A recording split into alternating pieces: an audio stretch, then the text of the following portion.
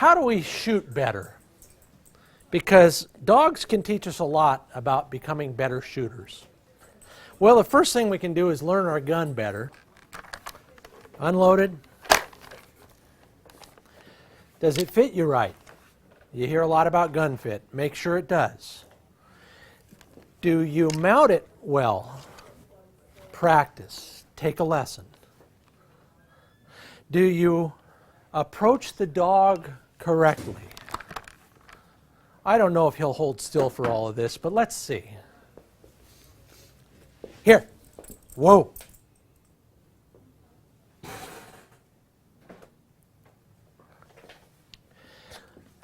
Let's pretend it's real.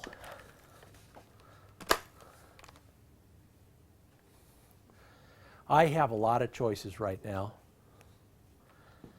My first choice is, what do I tell the dog?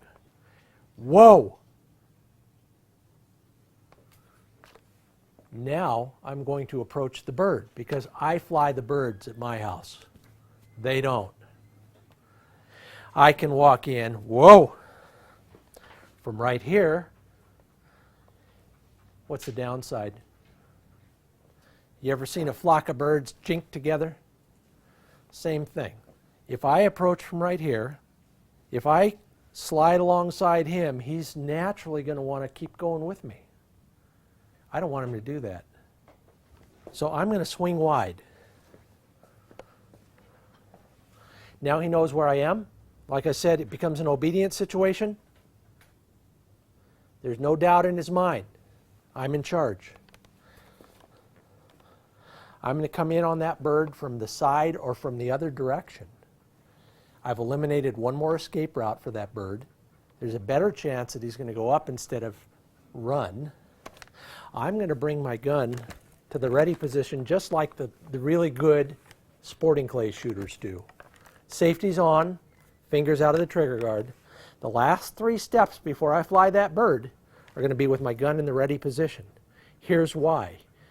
Otherwise, I have these movements to booger up my gun mount. 1, 2. Instead, I have 1. A lot easier to shoot a bird when you have to when you're minimizing the variables. I'm going to fly the bird. Bang. That's all there is to it. If you have the luxury, figure out where the sun is. Figure out where the bird's going to fly. If you can see the bird, he'll probably fly in the direction his head is pointed. He may not continue to fly that way, but he'll start that way. He'll catch the wind, or he'll head for some sort of protection. Most of the birds I hunt, the quail and the chukars that I hunt, will try and put some sort of a ridge or a topographical barrier or something between me and them.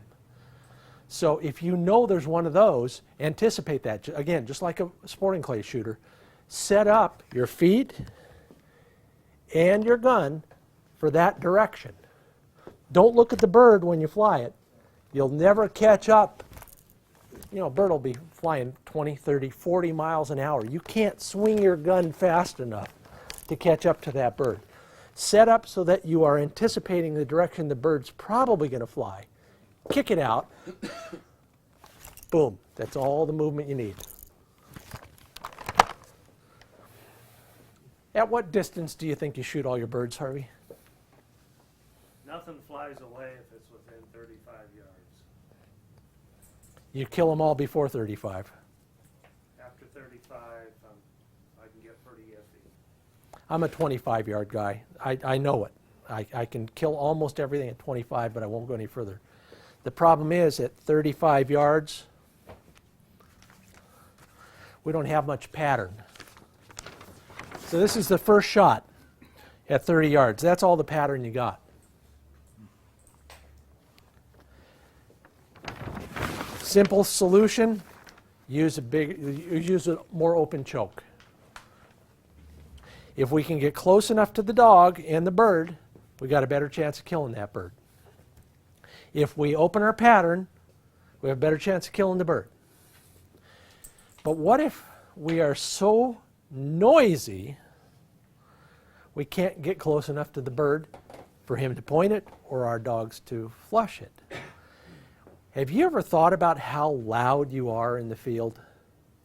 It starts with things like slamming the truck door when you go in. And it continues throughout the whole process. You're talking about yesterday's football game.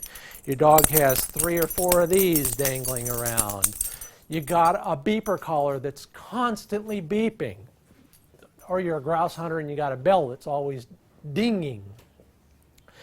Birds, they're not as freaked out by that stuff as, say, a white-tailed deer. But I am pretty much convinced that birds will run away from loud noises quite often as well. So if you can be a little bit stealthy, you're going to get more shots.